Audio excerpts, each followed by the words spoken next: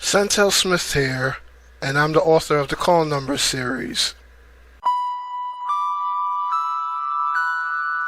We start chapter 8 with Tanya's situation getting Lakeshia's attention and the father of Janelle's baby being revealed when school officials meet her parents. Anyone who grew up in the 90s can remember those times when a whole bunch of people were waiting outside your house to jump you. So when Tanya gets trapped at home on a school day, she calls Lakeshia for some help since she has her older brother drive her to school. After a quick getaway, we learn about Lakeshia's family.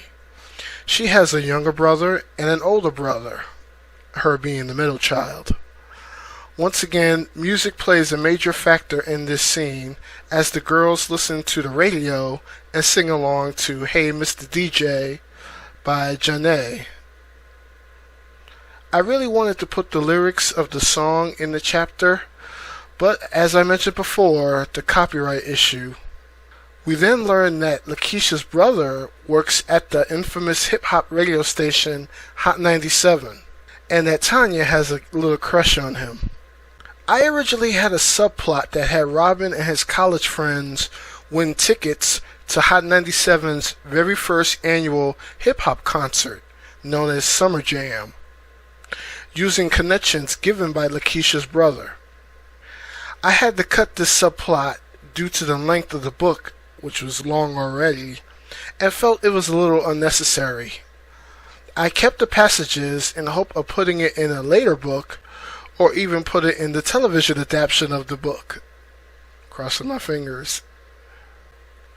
With her parents now aware of her pregnancy, Janelle is questioned by the principal of her school before being cleared for graduation.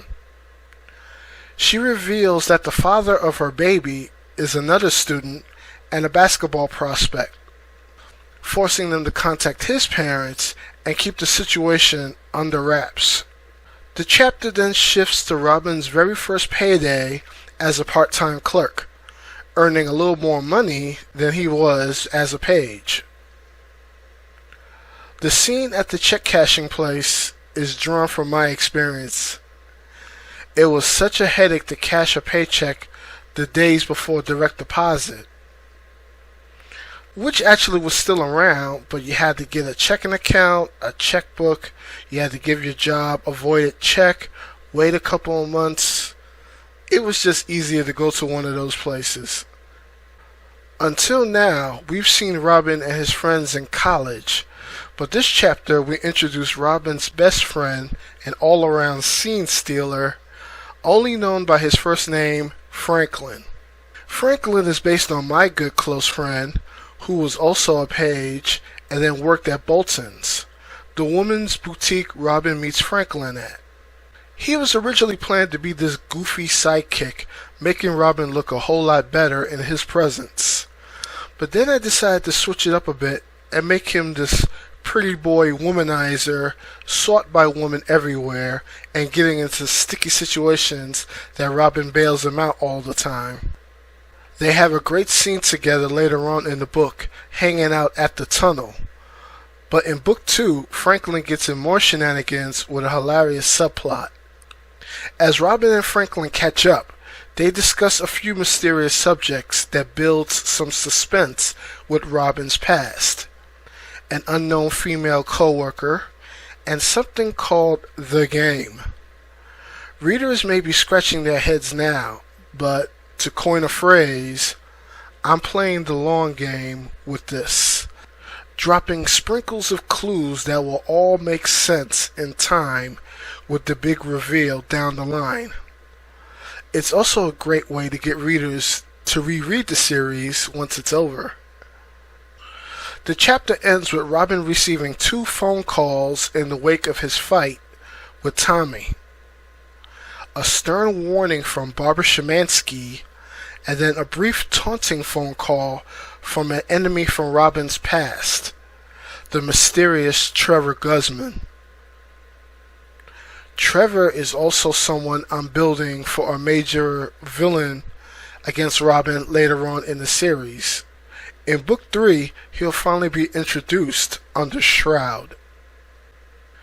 For my favorite passage in this chapter, I picked Franklin's introduction with Robin visiting him at Bolton's, pretending to be gay in front of his female co-workers, making them want him even more.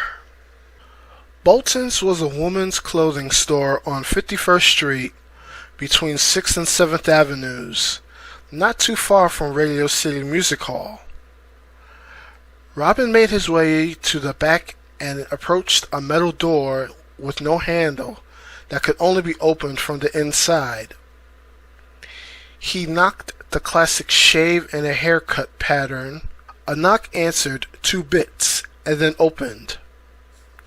A white guy in his 20s with bad acne pushed the door out and stood behind the entrance, giving Robin a blank stare. "Is he here?" Robin asked. The greeter moved aside without saying a word, and he walked in. The stockroom was littered with boxes, clothing racks, and mannequins. After walking around a few minutes, he came across 2 employees having a private conversation. He stayed out of sight but approached closer to eavesdrop. "Hey Frankie, you got any plans tonight? Why don't you take me out for a movie?" a woman asked. She was also in her late teens or early 20s with blonde hair, wearing teal jeans and a low-cut tank top with a very noticeable bust. Her companion, a skinny white 18-year-old guy with curly blonde hair, cut in a distinguished flat top, combed up at least 3 inches. He had flawless facial features that brought him a lot of attention from the female co-workers in the store. "A movie? How about that new Paul Hogan movie, Lightning Jack? I love some Paul. He's so strong and muscular. Been a fan since Crocodile Dundee." His voice was slightly high to the point that it could be mistaken for feminine. Okay, forget the movie. What about you and me just hang out somewhere? You're so antisocial. I really want to get to know you." She drew in closer and stroked his shoulder. "I really want to get to know you." The 2 exchanged glances as Frankie laughed nervously. "Oh, Tabitha," the guy said playfully as he lightly slapped her arm. "You're always playing. Go out there to the registers. It's time to relieve Shannon." Tabitha sighed, shaking her head as she walked past the stock boy out to the store's main floor. Once Frankie was alone, Robin stepped out from his hiding place. "You are playing a dangerous game, Franklin.